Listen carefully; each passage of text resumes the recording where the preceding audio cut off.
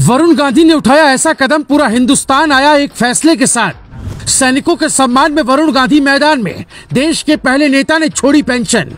विधायक सांसद को नहीं मिलेगी पेंशन, वरुण की चिट्ठी से हिल जाएगा देश।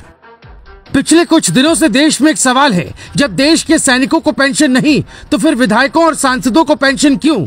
ये बात फेसबुक ट्विटर पर सबने लिखी, लेकिन जब बात आई खुद पर अमल करने की तो सब पीछे हट गए। यहाँ तक कि सेना अध्यक्ष रह चुके वीके सिंह भी ये कदम नहीं उठा पाए। रक्षा मंत्री राजनाथ सिंह भी सैनिकों के सम्मान के लिए वो नहीं कर पाए जो वरुण गांधी ने कर दिखाया है।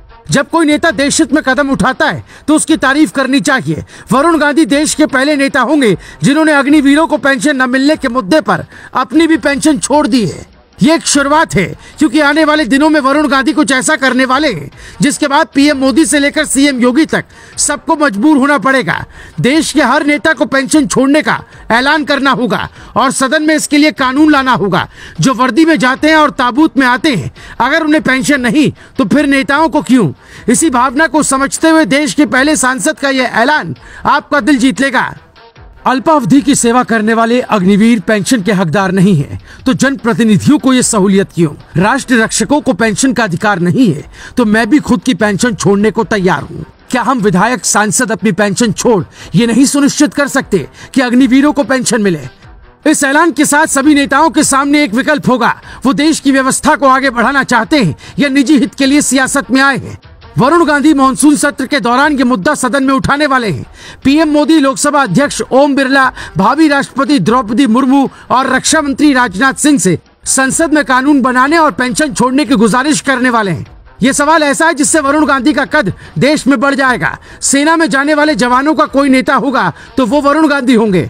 ऐसा नहीं कि वरुण गांधी पहली बार कुछ ऐसा कर रहे हैं। इसके पहले करीब 10 सालों से वो अपनी सैलरी नहीं लेते हैं, कोई भत्ता तक नहीं लेते हैं।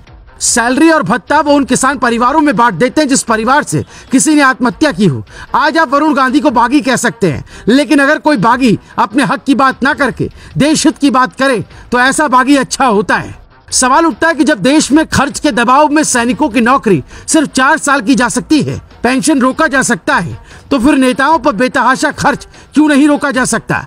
2018 आरटीआई के मुताबिक एक सांसद पर एक साल में 72 लाख रुपए खर्च होता है, यानी 6 लाख रुपए महीना।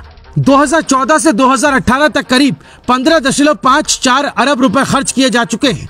संविधान भत्ता 70,000, फर्नीचर भत्ता 1 लाख, दफ्तर का खर्च 60,000, यानी सैलरी मिलाकर करीब 75 लाख साल में एक सांसद कमाता है। देश बदलने का ठेका सिर्फ सैनिक क्यों ले, नेताओं को भी लेना चाहिए और वरुण गांधी की तरह आगे आकर पेंशन सैलरी छोड़नी चाहिए।